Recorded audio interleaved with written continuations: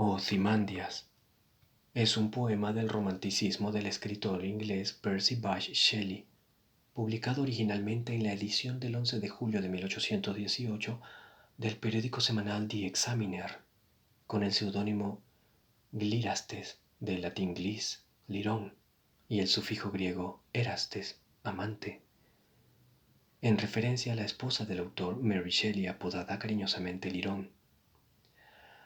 El poema sería reeditado en la antología de 1823, Rosalind y Helen, una égloga moderna con otros poemas, y en la colección póstuma Poemas escogidos de Percy Bysshe Shelley.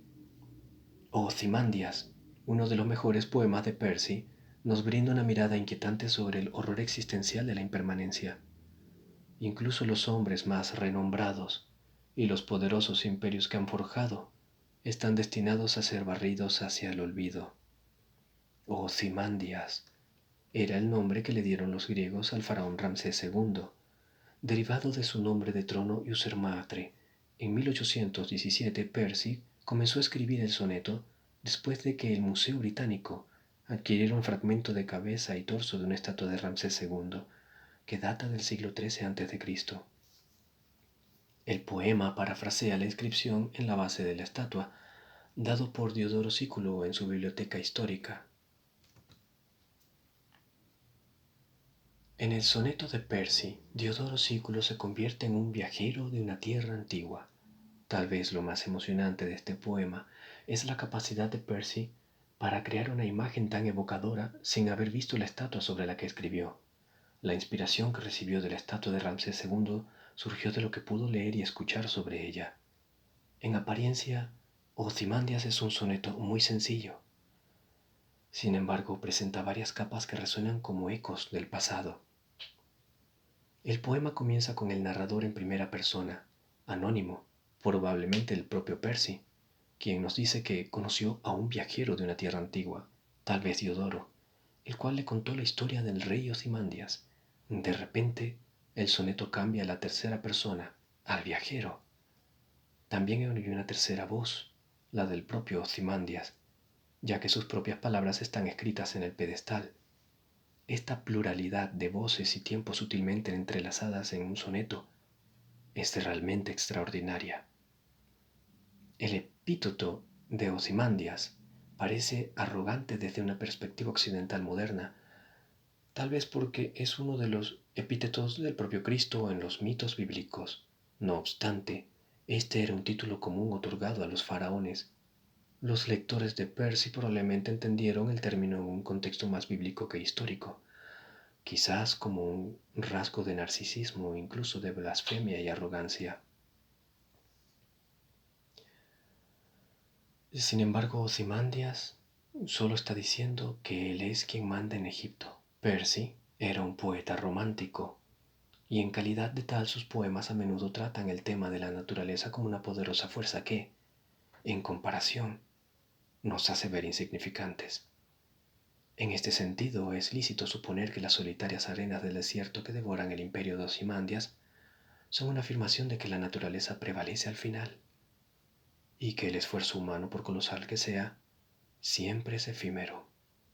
El viajero describe la estatua desmoronada de Ozymandias, abandonada para ser tragadas por las arenas, enfatizando su tamaño, refiriéndose a ella como colosal.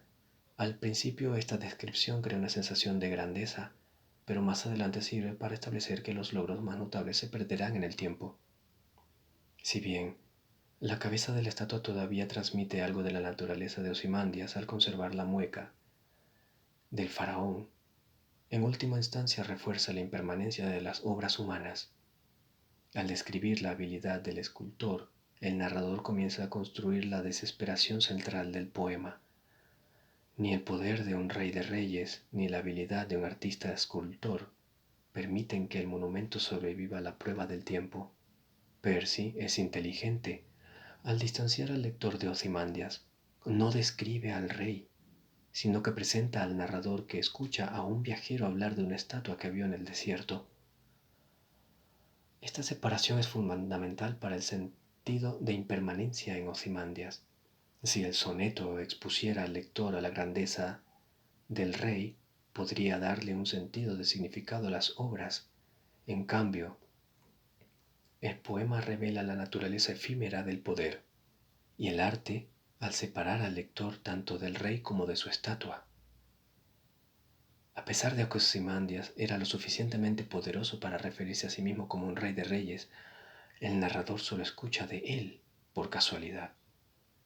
Si el narrador no hubiera conocido a el viajero y éste no hubiera encontrado la estatua, es posible que el primero nunca hubiera oído hablar de Ozymandias y mucho menos experimentado los vestigios de su antiguo poder. No creo que al final de Ozymandias tenga la intención de dejarnos una gran lección moral. La lección está ahí, implícita, pero lo que se destaca es una sensación general de vacío, incluso de inutilidad. Si incluso un gran faraón como Ozymandias termina siendo insignificante con el transcurso del tiempo, ¿qué se puede esperar el lector de su propia impermanencia? Percy parece aceptar este hecho sombrío. Aunque su poema pueda sobrevivir durante los siglos venideros, él no lo hará. A pesar de esta mirada sombría, Ozymandias también trata de la supervivencia de la creatividad en contraste con la fugosidad de la tiranía. Gracias al arte, solo ha sobrevivido la arrogancia de Ozymandias. De hecho, la jactanciosa declaración "contempla mis obras" se cumple en toda regla, pero no de la manera que hubiese querido el faraón. Su estatua nos produce desesperación, pero no por sus logros incomparables, sino porque nos recuerda que compartimos su inevitable destino de olvido. Ozymandias, Percy Bysshe Shelley, 1792-1822. Conocí a un viajero de una tierra antigua quien dijo: dos enormes piedras pétreas, sin su tronco, se yerguen en el desierto.